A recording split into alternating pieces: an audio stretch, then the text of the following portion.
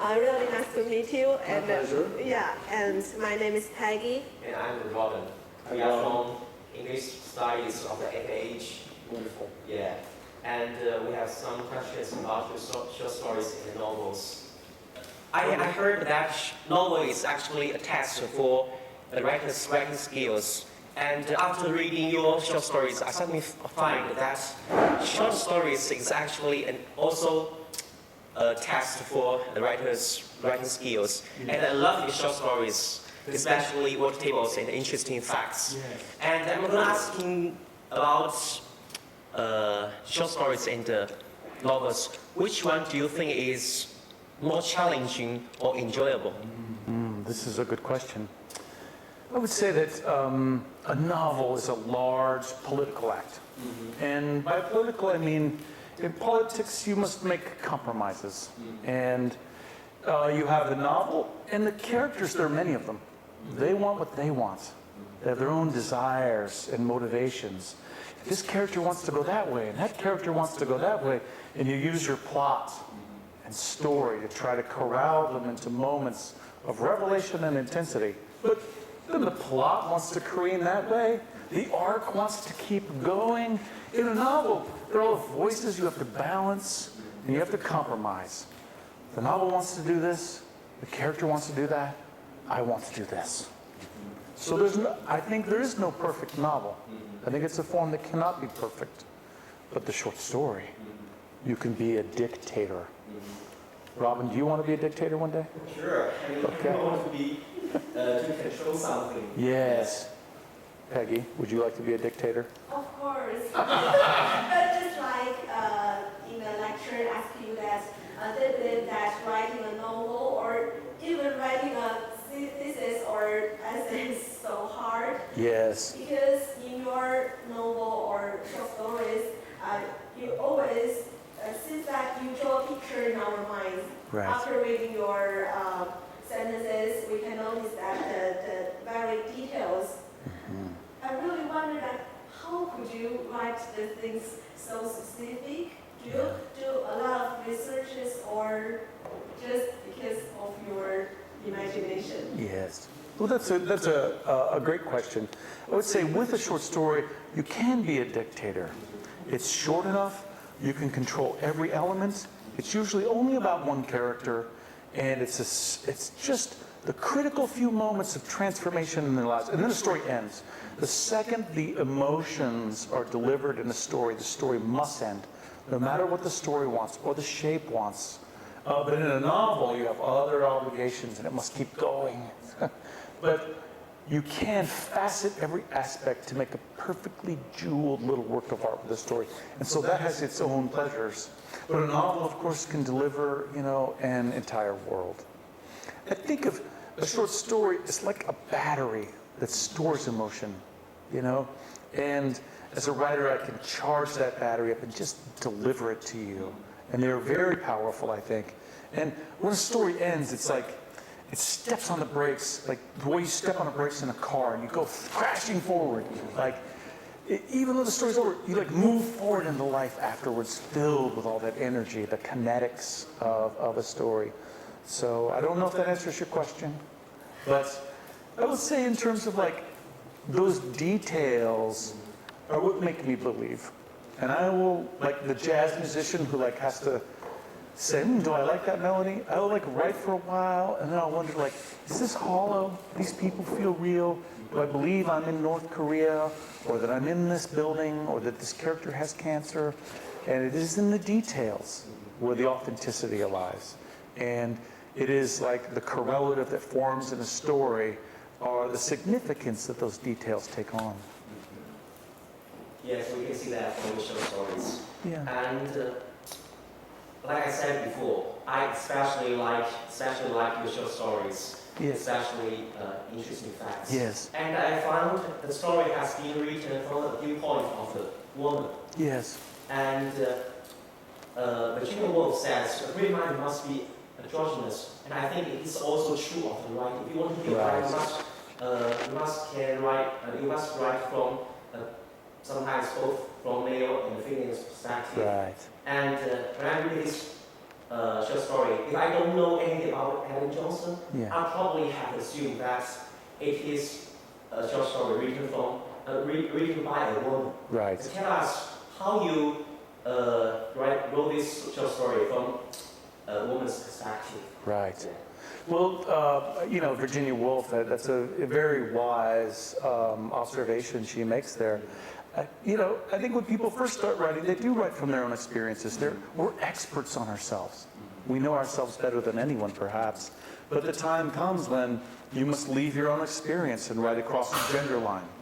And these are difficult. Right across class. I mean, if you've had a certain working background, what is it like to be rich or to be truly poor? How do you embody that? Age. Imagine writing this story from the perspective of someone who's 80, who's lived a whole life and has a different sort of wisdom. Then you leave your culture to write the experience of someone in another country who has a totally different background. And I would say that as a writer, you need to have the technical skills, meaning a sense of perspective, point of view, structure, tense, point of narration, like the skills, right? And the abilities to imagine to tackle whatever character comes to you. And that's one of the reasons to learn to write beyond your own experience, because someday you may have a beautiful character or a beautiful story that comes to you, and you have to live up to it. And if you haven't been leaving your sense of self and haven't been trying to learn new skills, you're going to fail, and it will hurt. But you won't fail, Peggy. Robin, neither will you. You're going to be great story dictators. Thank you. Yes, I can tell, because you care about stories, because we're talking seriously about stories. I've already read interesting stories Yes. and the questions we discussed before.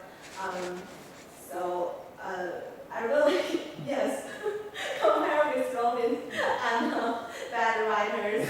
So I don't know. I believe you're right.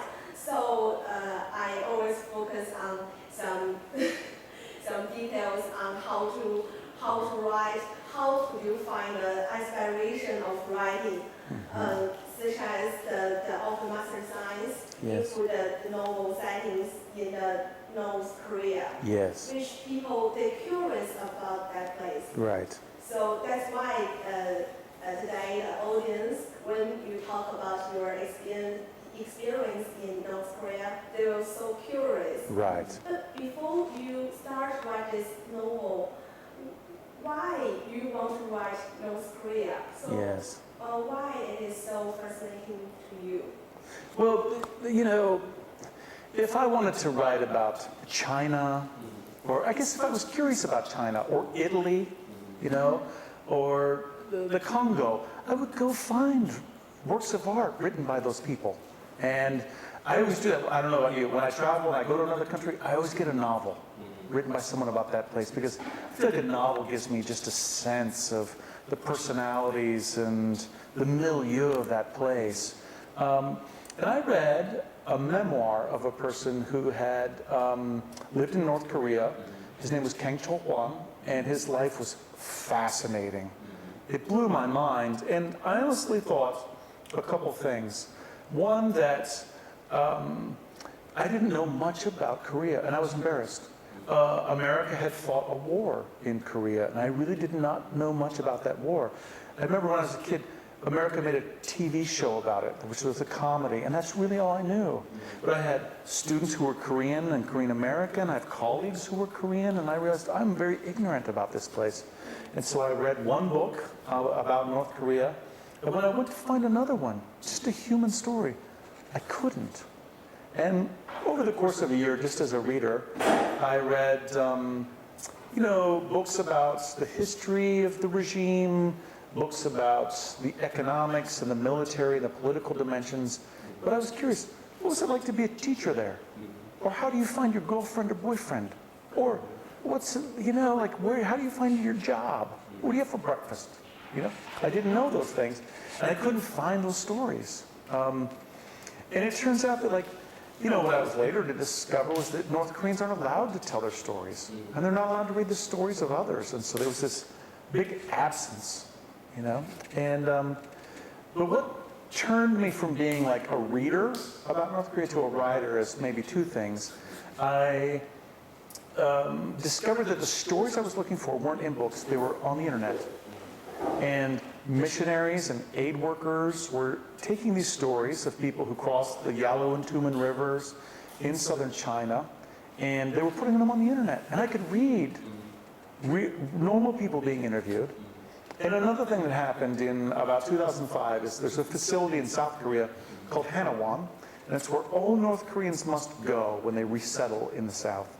And they were providing the narratives of North Koreans. And so I could start reading real stories. And, you know, when someone tells you a difficult story, it can take up residence in you. And I was finding myself late at night, like I had to teach the next morning. And my eyes were tired, but I was gripped by stories of famine, and difficult choices, and survivor's guilt, and loss, and real human stories. And the second thing that happened is that I discovered propaganda, and that the North Koreans were telling their own national narrative, translating it into English in the newspapers, the Rodong Shinmun and the KCNA.net. And the works of Kim Jong-il and Kim Il-sung were downloadable for free in English. And I could read those stories, the stories they told about themselves. And that really made me question narrative. And I was feeling like I was filled with like human portraits that weren't being shared anywhere. Like, you had to really go hunt for them. But like I said earlier, they weren't on my TV, right? They weren't in my newspaper, these stories. And so I wondered, like, could I fill that space? And I'm like a white guy who lives in California. And I'm not Korean, and I don't speak Korean, and I've never starved. I don't look like a starving person. So it was like gonna have to make a really big leap, and I started just a little bit. I wondered if I couldn't do a little bit, and then it grew. Yes, so you have written so much about North Korea. Have you, as a Westerner or as an outsider of North Korea, have you consciously or unconsciously presented American readers with North Korea what they want to see, that they want to see? Right. Did you, in some sense, intensify their stereotypes of North Korea? Right. Well, I don't know what the coverage of North Korea is here. I'll say that the coverage that I was exposed to was very minimal. And for instance, there was a movie in America called Team America World Police, in which Kim Jong-il was a funny puppet, right? And, portraits like this. And what I saw in the depictions of North Koreans in America were that this was a place of evil, a place of insanity, and a place of like clownishness. Right, like buffoonery. It's true, Kim Jong-il had his elevator shoes and his poofy hair and his glasses that made him look like a Pekingese cat. I mean, there's humor there, but that's all I found. And then the news was just like provocation, bellicose language, and it just wasn't. It's so hard to get enough context to make a human portrait. No one was doing it, at least not in news segments. And there's another thing that goes on, like, no one would ever make a joke about the Rwandan genocide, right? No one would ever make a joke about the tsunami in Japan or the earthquake in Haiti, because you're going to meet someone from those places. You're going to have to answer for that joke. But weirdly, you can make fun of North Korea because it's a free pass. They'll probably never hear the joke, and you'll never hear back. And I think that gives people permission to kind of make silly jokes, I guess, or to not make responsible portraits. And I mean, I did a lot of research, and I feel good about the portrait I made based on my research, but we won't know what it's like to be born and raised in North Korea until North Koreans are free to write, serious portraits themselves. And some defectors have started doing that. So he mentioned that about this novel's character, just like you just told us, the intro stories, you can just control them. But in novel, maybe in your mind, you yourself need to fight with this character's nature. So when you read this novel, because it's a long novel, when you read maybe, for example, half of the novels, do you think maybe yourself has already controlled this character? You put your own nature, your own experience, your own character into him. Yes, I follow the character, and yes, it means fighting with yourself, and with all that you know. An interesting thing is that the North Korean posture is that America is the big enemy and aggressor, right? And one of the ways and there was a war, right? And so there is history. But the regime today says, oh, the reason we don't have food is because of American embargoes. The reason we don't have this is because of UN sanctions. And so they've set up this big enemy, and today they're criticizing America. It's like David and Goliath, right? And so to get the North Korean perspective right is to get an anti-American perspective. And, you know, it means criticizing my own country. And I think I think America's a great country, but it has a lot of flaws that should be addressed too. And when you read North Korean newspapers, whenever something bad happens in America, it's in the North Korean news, right? And true pop propaganda is actually factual, just one-sided in its definition. And so the things that North Korea puts in its newspapers, and I read the KCNA.net every morning for 8 years before I read my own newspapers, were true. And they would have stories about hunger in America, and homelessness, and prison populations. And they were right. You know, of course, they didn't mention the good things, and they didn't mention the bad things about their country. But to get the perspective right is to also take a hard look at America. There's a point of the book in which the North Koreans go to America, but I'm from their perspective. And to them, they see America as a strange and alien place, filled with bizarre practices and contradictions.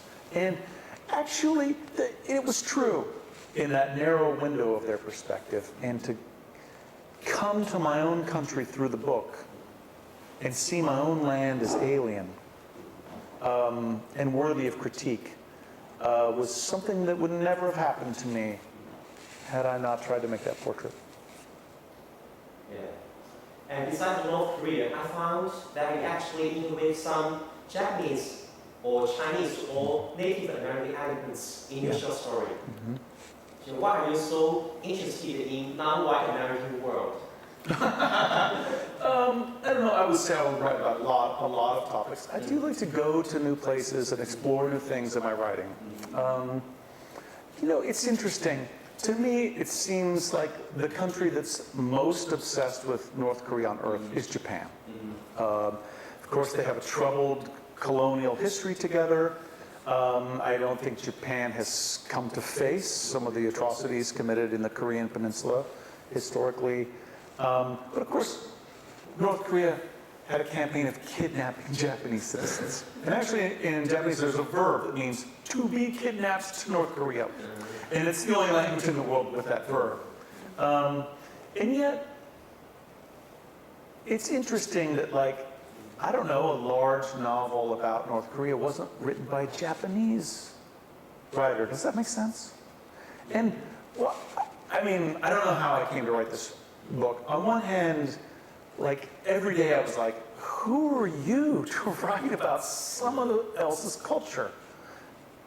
And that question is still there. I don't know why or how I did this book. But also there's, like, over time, like, another question came up, which was this: why aren't more writers trying to give voice and to bring to life, like, the most absent, voiceless people on earth? And, like, a question I had was like, how come a South Korean didn't write this book? Now, I only know about the books that have been translated in English. So I'll be honest there. And there have been, a couple books that are kind of about North Korea, but, genre-ish a bit. But a large, serious literary portrait about these people, I would think, would come from South Korea. So the answer to your question is, sometimes I think Well, I was at a big disadvantage at being an outsider. I think I maybe could see things that maybe The insider can't see. the insider can't see. Maybe. Okay, Peggy, Robin, great pleasure. Thank you.